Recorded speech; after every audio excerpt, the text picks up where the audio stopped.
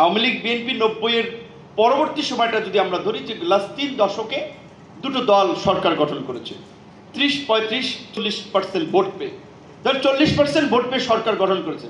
আর 60% মানুষ, তাদের মতামতের কোনো দাম নাই। 40% ভোট পেয়ে যা ইচ্ছে তারা সংসদে আইন বানাচ্ছে, সিদ্ধান্ত নিচ্ছে। বিরোধী দলের খালি আন্দোলন ছাড়া রাজপথে কোনো কাজ নাই। কিন্তু সেই কারণে আমরা বলছিলাম যে বাংলাদেশে যদি আনুপাতিক হারে নির্বাচন ইন্ট্রোডিউস করা যায়, সেটা হচ্ছে এই একদলীয় আধিপত্য বিস্তারের সংসদের পরিবর্তে একটা ভারসাম্যপূর্ণ সংসদ হবে।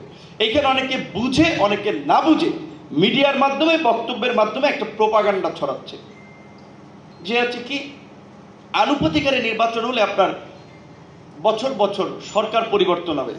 ভারত কিংবা ধরেন, যাই হোক, আমাদের যেহেতু ইন্টারন্যাশনাল কিছু ডিভিশন আছে, আমাদের কিছু বিষয়ে অনৈক্য আছে, যারা বাংলাদেশে একটা প্রভাব বিস্তার করছে, তারা সরকার ফেলে দেবে। পাকিস্তানে ইমরান খানকে যেভাবে হটিয়ে দিয়েছে। তো দেখেন, আমাদের যদি যে আলোচনা হচ্ছে দ্বিকক্ষ বিশিষ্ট সংসদ হয়, আলোচনাটা হচ্ছে যে এখন আপাতত উচ্চ কক্ষে আমরা 100 যে সংসদ সদস্য হবে, সেইখানে আমরা আনুপাতিক হারে নির্বাচনের ভিত্তিতে আমরা প্রতিনিধি নিশ্চিত করব। লোয়ার হাউসে যে 400 প্রতিনিধি থাকবে, সেটা এক্সিস্টিং সিস্টেমে। তার মানে ওই গতানুগতিক প্রক্রিয়ায় এইখানে কিন্তু ওই বড় দলগুলোরই আধিপত্য থাকবে। এমনকি এমন হতে পারে, ধরেন কোনো ছোট দল লোয়ার হাউসে একজন এমপি জিতল না, কিন্তু সব মিলিয়ে তার দল 5% ভোট পেল, তাহলে উচ্চ কক্ষে তার 5 জন প্রতিনিধি থাকবে সেই দল থেকে। লোয়ার হাউসে কিন্তু তার একজন প্রতিনিধিও থাকতেছে না। সুতরাং আপনাকে যদি সংসদ আপনার ভেঙে দিতে হয়, সরকারের পতন ঘটাতে হয়, প্রথমত হচ্ছে যে 2/3 সংখ্যাগরিষ্ঠতা লাগবে, যেটা এক্সিস্টিং সিস্টেম থাকলে লোয়ার হাউসে এই বিজয়ী দল ব্যতীত অন্য পক্ষে কোনোভাবেই সম্ভব না। দ্বিতীয়ত যে বিষয়টা হচ্ছে যে আপনারা সংবিধানের যে 70 নম্বর অনুচ্ছেদ, যেই বিষয়ে ইতিমধ্যেই একমত হয়েছে যে সংসদ সদস্যরা নিজ দলের বিরুদ্ধে সরকার পতনের ক্ষেত্রে, যেটাকে আস্থা বিল বলে, সেখানে ভোট দিতে পারবে না। তাহলে তারা ভোট দিলে তার সংসদ সদস্য পদ থাকবে না, তাহলে সরকার পরিবর্তনের এই বিধানটা থাকতেছে না।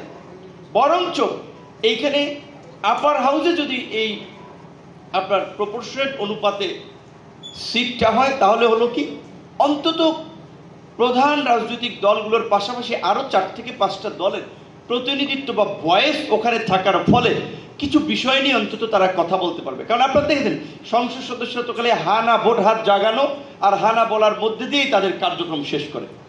এবং সংসদটা তো ভাইব্রেন্ট হয় বিরোধী দলের বক্তাদের কারণে বা বিরোধী সংসদ সদস্যদের কারণে। তাহলে এক্সিস্টিং সিস্টেমে তো ওইভাবে বিরোধী দল খুব বেশি কার্যকর ভূমিকা পালন করতে পারে না। সেক্ষেত্রে আপার হাউসে যখন আমরা পররাষ্ট্র নীতি, দেশের জাতীয় স্বার্থ সহ গুরুত্বপূর্ণ ইস্যুতে যখন আমরা একটা বিল নিয়ে আলোচনা হবে, সেইখানে একটা গঠনমূলক আলাপ আলোচনা হতে পারে।